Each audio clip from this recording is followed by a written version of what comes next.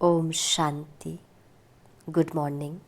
16 जून 2025 की मुरली। आज साकार मुरली है।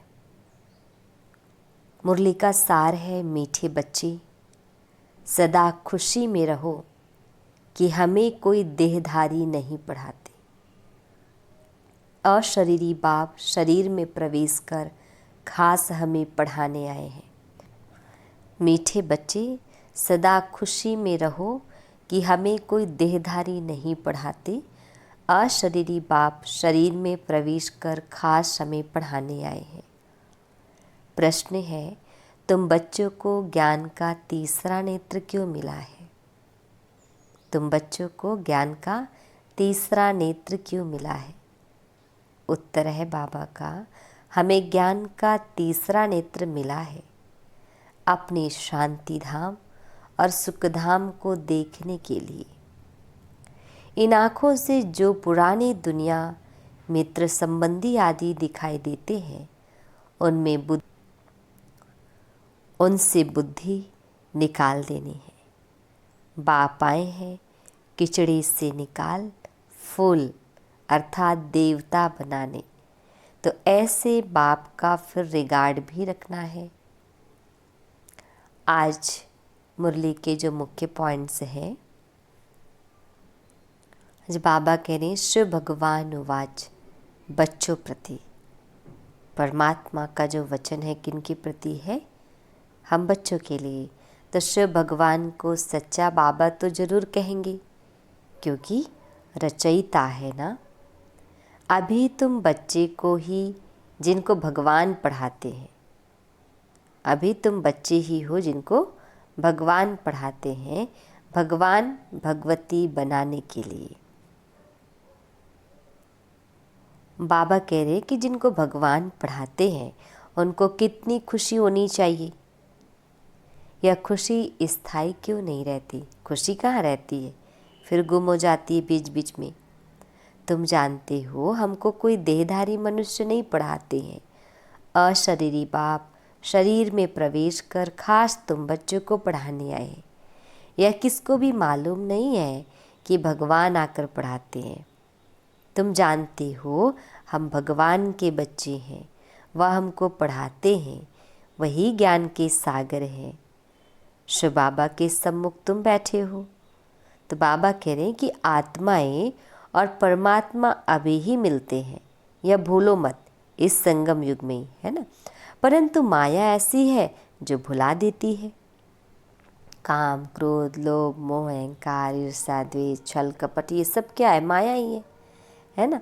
नहीं तो वह नशा रहना चाहिए ना।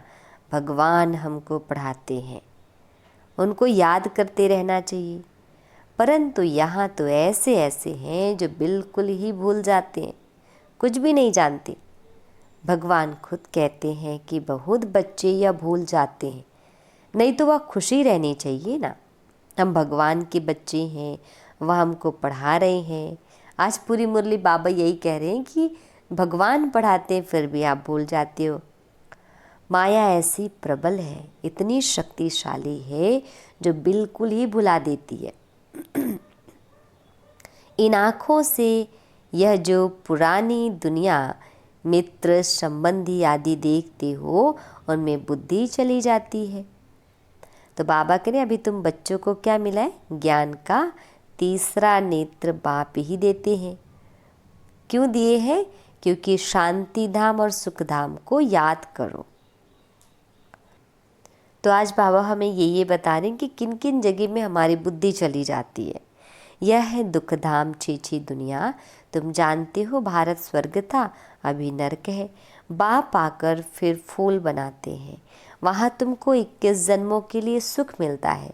इसके लिए ही तुम पढ़ रहे हो, परंतु पूरा नहीं पढ़ने कारण यहाँ की धन दौलत आदि में भी बुद्धि लटक पड़ती है, उनसे बुद्धि निकलती नहीं है।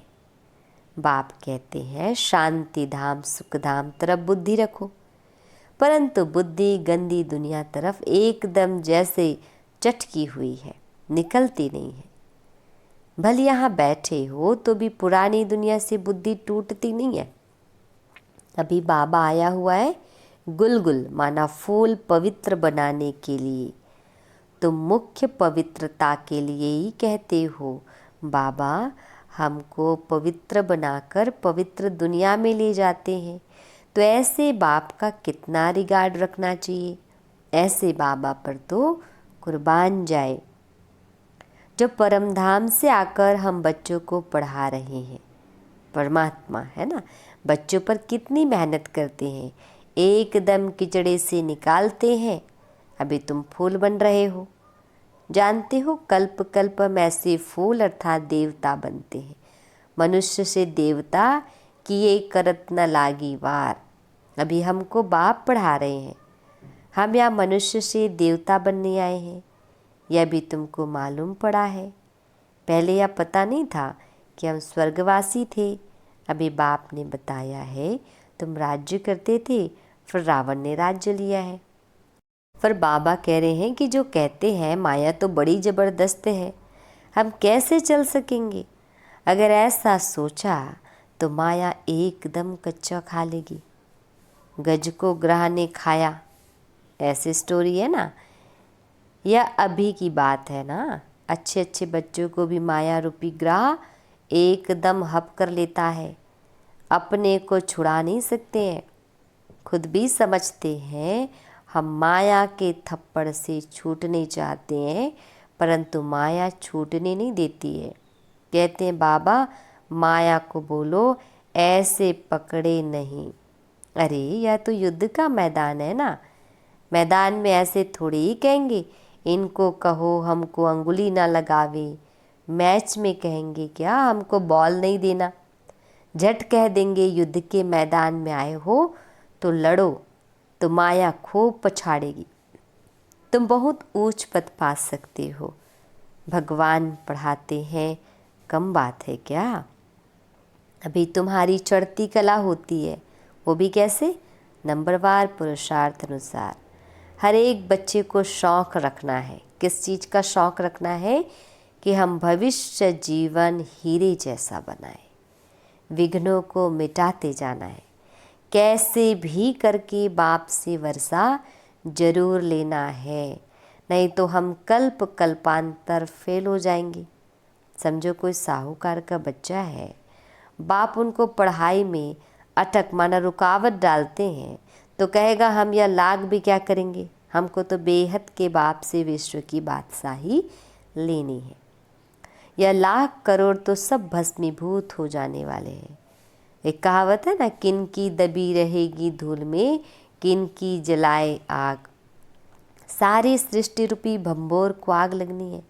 यह सारी रावण की लंका है। तुम सब सीताएं हो। राम आया हुआ है, परमात्मा पिता भगवान शिव। सारी धरती एक टापू है।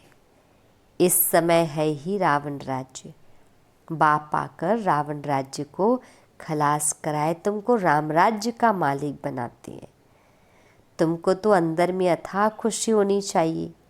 गाया हुआ है अतीन्द्रिय सुख पूछना हो तो बच्चों से पूछो, गोप गोपियों से पूछो, है ना। तुम प्रदर्शनी में अपना सुख बताते हो ना। हम भारत को स्वर्ग बना रहे हैं, श्रीमत पर भारत की सेवा कर रहे हैं। जितना जितना श्रीमत पर चलेंगे उतना तुम श्रेष्ठ बनेंगे। तुमको मत देने वाले ढेर निकलेंगे, इसलिए वह भी परखना है, संभालना है। कहाँ कहाँ माया भी गुप्त प्रवेश हो जाती है। तुम विश्व के मालिक बनते हो, अंदर में बहुत खुशी रहनी चाहिए। अच्छा, मीठे मीठे शिकिल दे बच्चों प्रति माता पिता बाप दादा का याद प्यार और गुड मॉर्निंग। रूहानी बाप की रूहानी बच्चों को नमस्ते। हम रूहानी बच्चों की रूहानी माता पिता बाप दादाजी को याद प्यार गुड मॉर्निंग और नमस्ते। शुक्रिया मीठे प्यारे बाबा, आपका लाख लाख शुक्रिया। धारणा के लिए मुख्य सार है, फर्स्ट पॉइंट है, विकर्मों से बचने के लिए बुद्धि की प्रीत एक बाप से लगानी है। इस सड़ी हुई देह का अभिमान छोड़ देना है। सेकंड पॉइंट है, हम वॉरियर्स हैं, इस स्मृति से माया रूपी दुश्मन पर विजय प्राप्त करनी है, उसकी परवाह नहीं करनी है। माया गुप्त रूप में बहुत प्रवेश करती है, इसलिए उसे परखना और संभलना है। वरदान। मनसा वाचा और कर्मणा की पवित्रता में संपूर्ण मार्क्स लेने वाले नंबर 1 आज्ञाकारी भव। मनसा वाचा और कर्मणा की पवित्रता में संपूर्ण मार्क्स लेने वाले नंबर 1 आज्ञाकारी भव।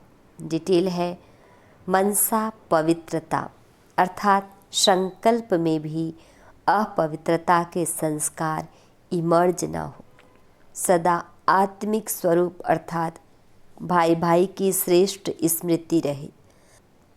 वाचा में सदा सत्यता और मधुरता हो, कर्मणा में सदा नम्रता, संतुष्टता और हर्षित मुक्ता हो। इसी आधार पर नंबर मिलते हैं और ऐसे संपूर्ण पवित्र आज्ञाकारी बच्चों का बाप भी गुणगान करते हैं। वही अपने हर कर्म से बाप के कर्तव्य को सिद्ध करने वाले समीप रतन है। स्लोगन। संबंध, संपर्क और स्थिति में लाइट बनो, दिनचर्या में नहीं। संबंध, संपर्क और स्थिति में लाइट बनो, दिनचर्या में नहीं। अव्यक्त इशारे आत्मिक स्थिति में रहने का अभ्यास करो, अंतर्मुखी बनो। डिटेल है, अंतर्मुखी आत्माएं कैसी भी परिस्थिति हो, चाहे अच्छी हो चाहे हिलाने वाली हो, लेकिन हर समय हर सरकमस्टांस के अंदर अपने को एडजस्ट कर लेते हैं। अकेले हो या संगठन में हो, दोनों में एडजस्ट होना, ये है ब्राह्मण जीवन। अच्छा, ओम शांति।